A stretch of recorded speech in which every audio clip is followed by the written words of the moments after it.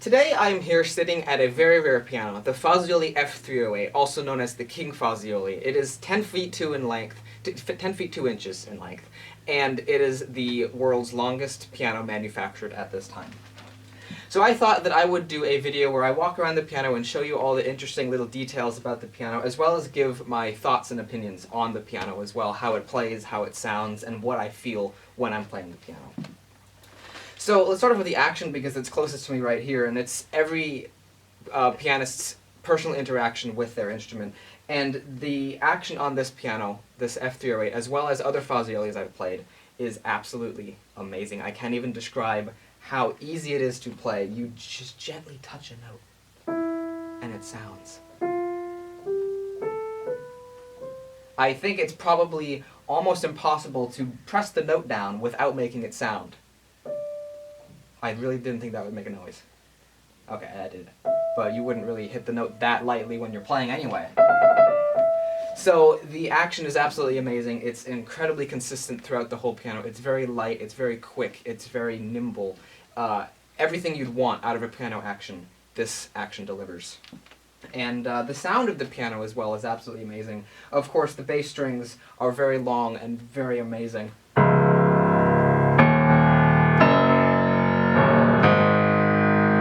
Absolutely fantastic. They're very warm, they're very rich, even when you play them quietly. They still have an immense depth and detail to the sound that's amazing. They're very... This piano is amazing. I'm mind blown by it. The treble up here is incredibly beautiful as well.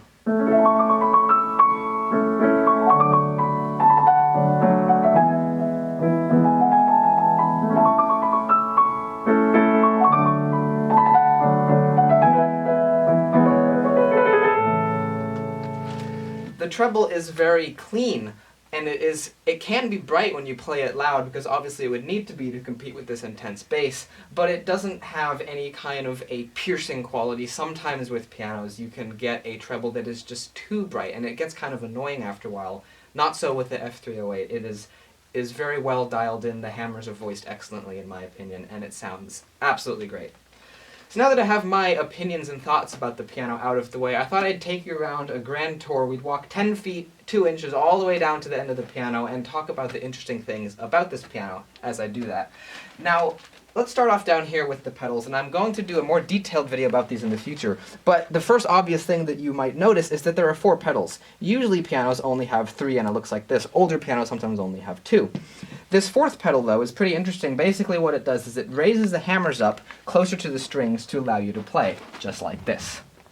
As you can see, they are moving up closer to the strings. Normally, the left pedal on a piano scoots the hammers over one string, like so. But on the Fazioli, you can do that and that to get a really, really quiet tone. Since this piano is so brand new, there's not really much of a difference in tone between this and this. But you can hear that when you activate both of these pedals, it takes some of the brighter frequencies out of the piano.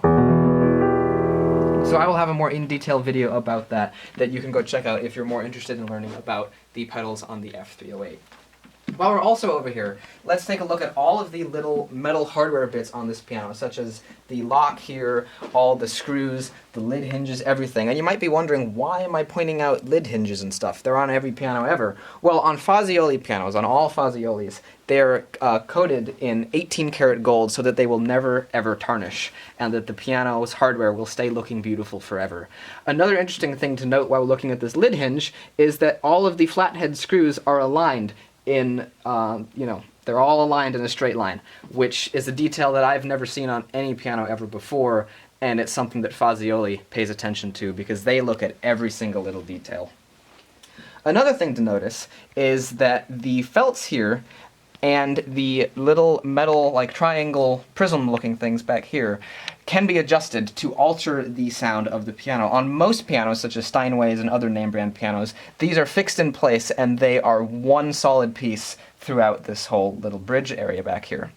But on the Faziolis, you can adjust these to adjust the tone of the piano. You can move these back and forth. You can also adjust the capo di astro back and forth, as well as move these felts around to alter the tone of the piano, which is another detail that no other piano manufacturer that I know of has ever gone to lengths to do. So let's take a walk around down here. While we're over here, let's look at the lid hinge. You have, not the lid hinge, the post. You have 3 different setups, the settings for the lid, which isn't unusual. Other manufacturers do this as well. You have an extra tiny baby one, again, 18 karat gold, for the smallest setting. You have the middle setting, which most pianos have, and then of course you have the biggest setting that the lid is set to right now. However, what I have found on the 2 grand pianos that I have owned, a Baldwin SF10 and a Steinway D currently, these pieces can buzz. Mine does not have the 3rd bit, but it does have the smaller lid post, and when it's resting here, it can buzz against the larger post, which can be pretty annoying. It's an easy fix, you just move it out like that, but it's a little annoying. Fazioli has gone to lengths to make sure it doesn't buzz, because it's a really tight fit here with that felt. And this little piece down here has a bit of rubber. I believe that's rubber. It could be fabric, but it feels kind of like rubber. And that helps seal it in there so that it does not vibrate. It's a very tight fit and a very nice touch. Also up here where the lid posts go up into the lid, you can see that there is felt in each of the 3 holes to further reduce any kind of buzz or damage that might be created on the end of the lid post. So now let's walk down to the end of the Fazioli F308 and take a look at the absolutely beautiful wood that they are using on the inside of the piano. This is standard for Faziolis, and I don't know what type of wood they use, but it is absolutely gorgeous. I love the light brown background with the dark brown accents. It looks very exotic. It looks very special.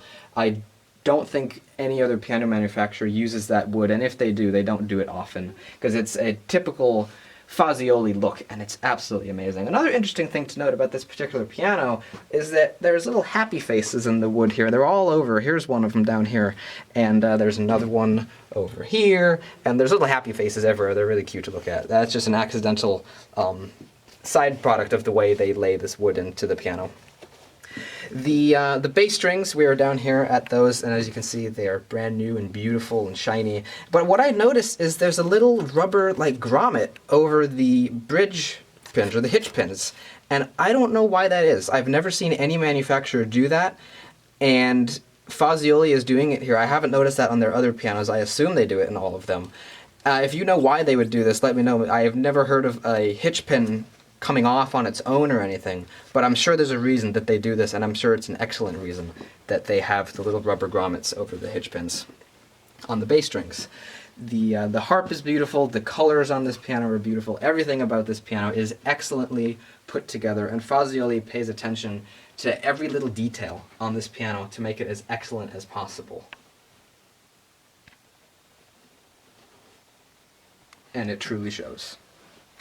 Here we are underneath of the Fazioli F308, and another interesting thing to note about Faziolis in general is that while most piano manufacturers will paint the underside of these big braces black, Fazioli actually polishes and finishes them, and to make the underside of the piano look very beautiful, and that is yet another unique Fazioli touch that proves that they go and look at every single little detail and make it as cool and special as possible for their pianos. So that was a walk around of the Fazioli F308, and I really hope you enjoyed it and found it interesting. I love to look at pianos, especially ones that are as interesting and as rare as the F308. And so hopefully you enjoyed this video, and I'll see you in the next video. Goodbye.